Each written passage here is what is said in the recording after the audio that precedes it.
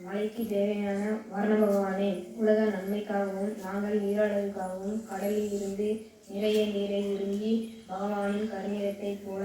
கருமேகமாகி அவரின் சக்கரத்தைப் போல வெட்டி சங்கை போல இடித்து வில்லில் இருந்து வரும் அம்பை போல